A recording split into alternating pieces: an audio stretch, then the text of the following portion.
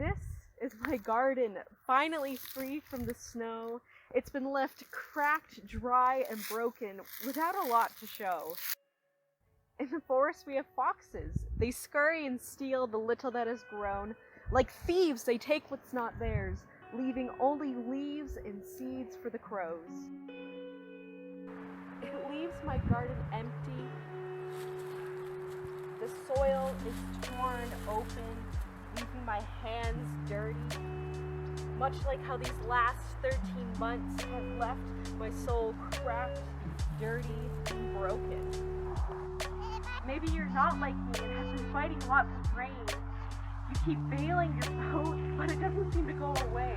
Because it keeps pouring and pouring, and it doesn't go away in the morning.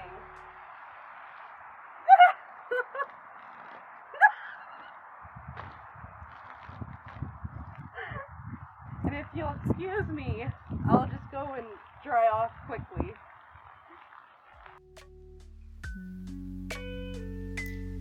It says in scripture, a bruised reed he will not break. God knows that we are but human, and he knows that we ache. But there's no doubt that this year has been hard, almost like someone has been Lucy and life has been the football. Like Charlie Brown, we step up to the plate, readying ourselves with steady and careful planning so we won't fall on our face. Then as soon as we aim our well-timed kick, all of it hits. COVID restrictions, injustice and raids, loneliness, depression, Zoom, the news, politics in school, it's all too cruel. Feel free to put in your own words as Lucy takes away the ball. There's just too many hardships to choose. I know I can't name them all. So where does God come in when we are left empty and broken? Well, I have a story to tell. One that might help us more than ourselves. It's a story from long ago and a story that God had grown. Of a woman who was bitter and saddened, and you can see death and famine take the form of a mighty dragon who stole her dreams and bringing her to her knees. There was nothing to the Almighty she could bring to please.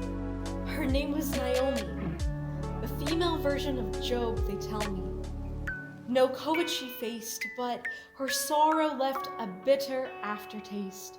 I'll list you her woes, there weren't many pros. The sorrows, foxes and dragons, all like thieves came and stole what little she owned. Like a thief, her husband was taken away. Like a thief, her security was stolen. And like a thief, her sons passed away. It exchanged it for emptiness. I lost a chance to celebrate my graduation with friends. For hopelessness. Like a thief, COVID took the closeness we might have with each other. And for bitterness. And it led her into the wilderness. The soil in her heart was dry and cracked. I am Mara, she said. I am bitter. These labels she put on, you might have put on as your name instead as well. Bitter. Like a thief, Empty. COVID took away my chance to build a new community. Broken. Like a thief, my honeymoon plans were stolen. For many of us, we can point to something that these months have stolen and left us wondering if we are just being petty. Or maybe that's a lie. And we have been truly left asking why, feeling the effects of sin that have left us to cry. Almost as if we have been left in a meadow where everything has withered and died. Naomi traveled with Ruth, a trip she never dreamed she would take in her youth. Back to her home, God took the ordinary, the work of harvesting and gleaning, and used what seemed like it had no meaning, and grew a fruit of redemption as sweet as a wild cherry.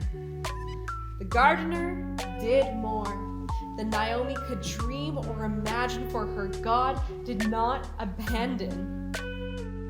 My goal today is to help us see, to pull away the veil of the weaver of the tapestry, for he is preparing for us a great wedding feast where everyone is invited, even the least.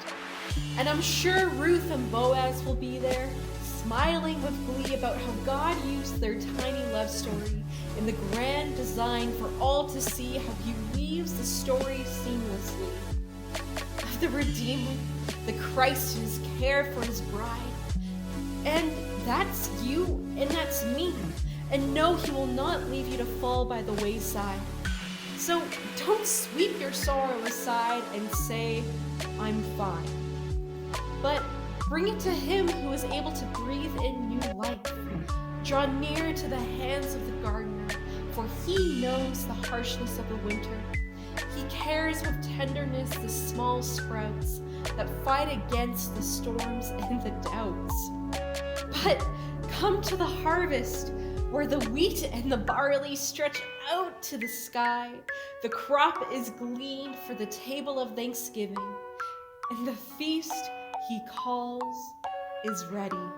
So, dear weary friend, while you may be empty now, take heart that he sees you, and he has made a vow. He will harvest from your hurt, though it may not make sense now how it all works. The gardener will not abandon. The crop that he sowed, The gardener will harvest. though it may feel like you have withered in darkness. He will bring from your life a good crop. Your pain and your sorrow he will swap The gardener will do more. than we can ever dream or imagine. God will not abandon. He will wash away all bitterness. He takes every note of dissonance and pain and puts it together in harmony and gives life-giving rain. He is working the soil of your soul into a piece of art, because the King himself is the one who gardens your heart.